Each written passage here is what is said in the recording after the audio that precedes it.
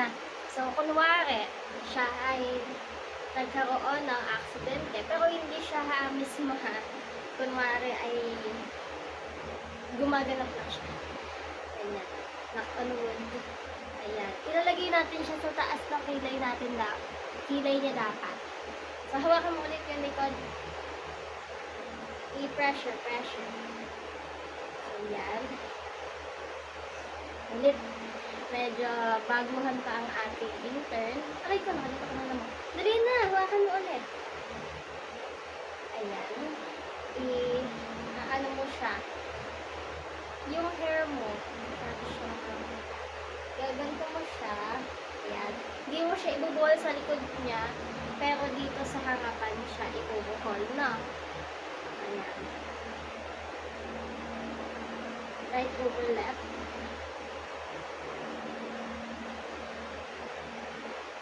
Left over right. Ayan.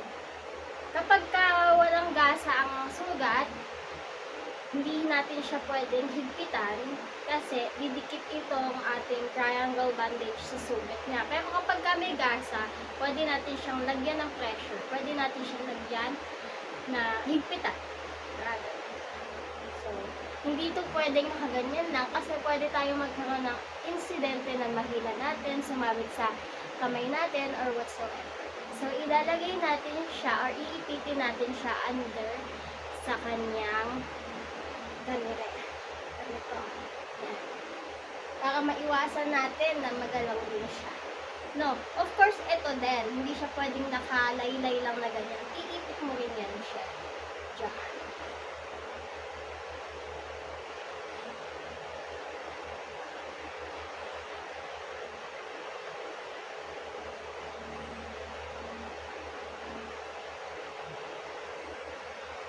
Ayan. Ano? Ayan. Yan yung first nating step. Tanggalin na natin para tumungo sa pangalawang step. Look. Here.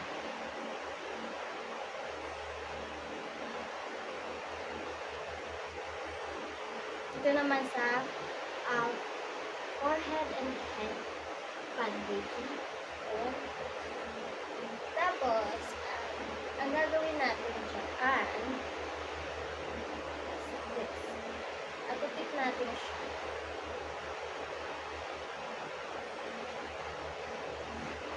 Tapos, ganyan.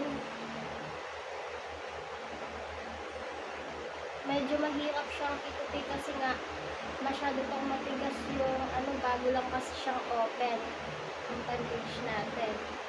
So, hindi siya ganun kagaling itupi na parang katulad sa sample ni sir. Kasi yung tela talaga yung sa sample niya.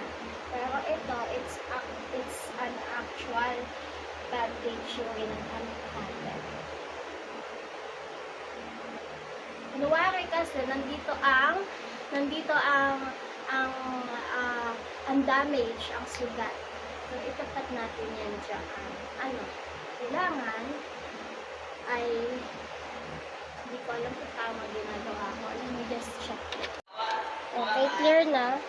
Ito yan. So, kunwari, nandito ang sugat.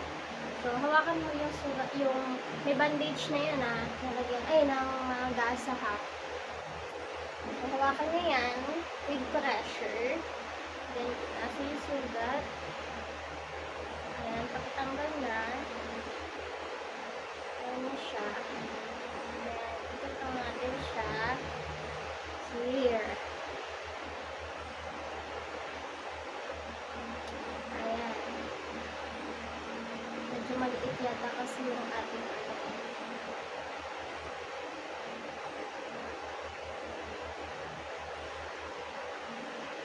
tulad nga din ang kanina, nung una natin ginawa, bawal siyang merong fly away na ganitong buntot. So, you're supposed to hide it under the bandage lang din.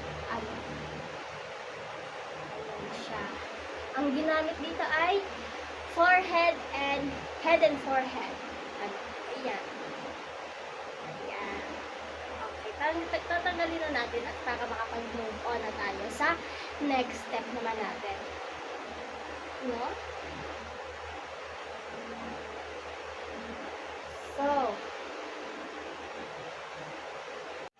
So yan, kunwari nagkaroon siya ng lakjo.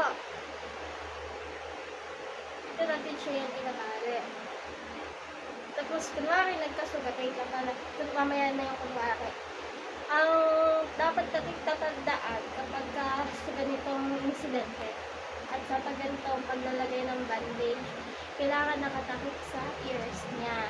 Ayan, ang kabila. Yan. At kung saan yung sugat, doon mo rin itatapat yung cross. For example, narito yung sugat. Ayan. Doon mo rin itatapat yung cross. Eh, medyo maliit yung natin, bandage natin. Tapos, ayan. Ganyan dapat. Ulitin natin, ha. Sorry. Ayan. Kumari, andito yung sugat mo. Doon mo rin itatapat yung cross. So, maka-ano yung pen. Ayan. Tapos, yan, gaganto mo lang siya. Tapos, ganyan yan sa likod, ha. Ayan.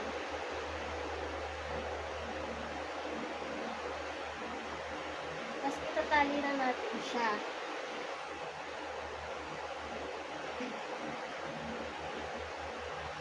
Ayan. At may naka-ano na naman. Kaya, ayan, ginamit na natin. Oh.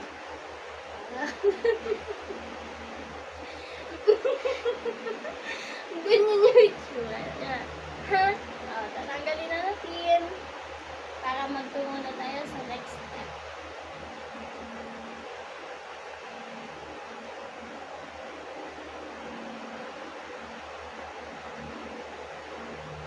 Okay, next step na. At pagka naman, kunwari, nagkasugat siya sa dito sa kanyang balikat.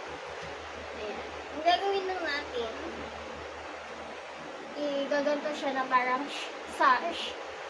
Then, hindi, syempre, kunwari, may sugat siya dito or bumababa, ito yung damage, yung banda dito, yung braso niya, tapos bumababa.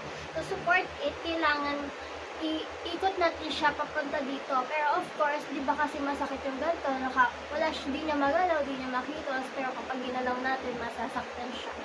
Kailangan, careful lang tayo sa paglusot. Ano natin sa kamay niya, papaganyan. Careful lang, hindi natin siya gagalawin. Ayan. Tapos, iaangat natin siya. Medyo maliit yung bandage na meron kami. Iaangat natin siya na ganyan. Nararamdaman mo ba yung pag-angat, patient? Okay. So, para itali siya, para masupport siya, i-cross natin siya dito. Medyo maliit yung bandage natin, kaya, huy, buhay ka, hindi ka patay.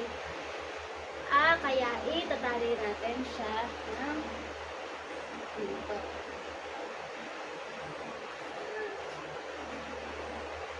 Ayan. Ayan yung magiging itsura niya sa likod, sa harap. Medyo maliit lang yung ating bandage na meron tayo, kaya ganyan siya. Pero supposedly, dapat mas mababa pa yan. Or mas medyo hindi sobra-sobra yung kanya. Huwag mong ilapad yung katawan mo na hihigit. Dapat hindi sobra-sobra yung pressure kasi nga medyo malapad din siya. Tapos maliit yung ating bandage. Kaya medyo ganyan din. Pero kailangan ganyan talaga siya, no? Ayan. Tumanggal na natin. And next is, ayun, sa chest naman po tayo. Sa chest, kailangan meron tayo naka-open face na yung ating bandage, no? Ayan, ganito po siya. Kukuha lang tayo ng kaunti, at upi lang tayo ng kaunti, ano? Ayan. Tapos, kapag lalaki, kailangan, kumari sa chest, sa chest, itaas ang kamay kapag kayang itaas. Ayan. Pag sa lalaki, sa ibabaw, wait lang, mahangin. Sa ibabaw ng kanilang chest talaga. Pero kapag babae naman, under their bust. No? Pero dahil nga lalaki si patient, ayan, nakilisin natin. Ganyan. Ibaba mo nga yung baba niya. Masyado siyang nalulukot. Ayan, dito tayo tatali sa likod. Talikod na kaunti sa video. Oh.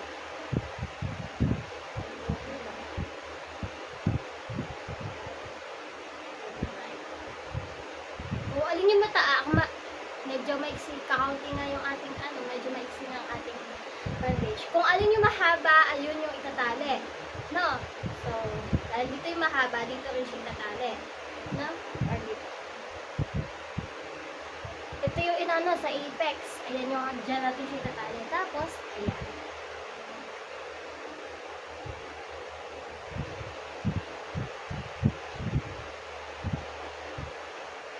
Ayan. Tingnan eh. Oh. Ulit natin yung excess na maliit na hindi naman natin nagkakalit. So, ganyan yung siya sa likod. Ganyan naman yan siya sa harap. Okay. Tatanggalin na natin.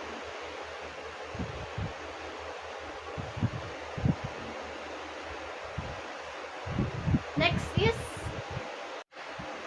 yan, arm sling naman tayo, nag-i-start back. Kunwari, ito ang bale. No, ang bale. Kung nasaan ang bale, doon din ang apex nakatapat.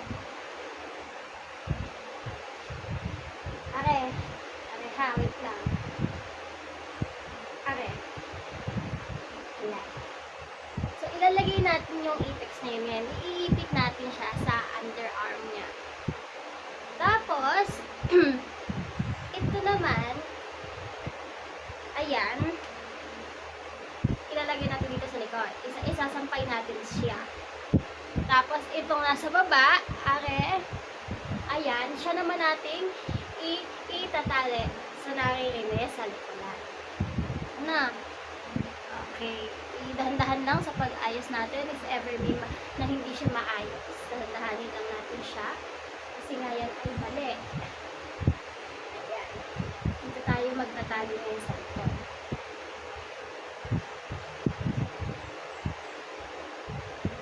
Ayan. So, yung mga excess, ganun pa rin palaging tatandaan na iipit siya. Parang pag-iwas tayo sa sabit-sabit. At ito ng mga items na natira, yan, para maging secure din, ibubuhol natin siya. Ibubuhol natin siya. Yan. So, lang tayo sa natin, dahil balik siya sa ating patient. Ayan, nakabuhol na. So, secure na siya. So, gawin na ang itsura niya. Naman ang ating pasyente. No, kaya kayo dyan ay mag-ingat-ingat.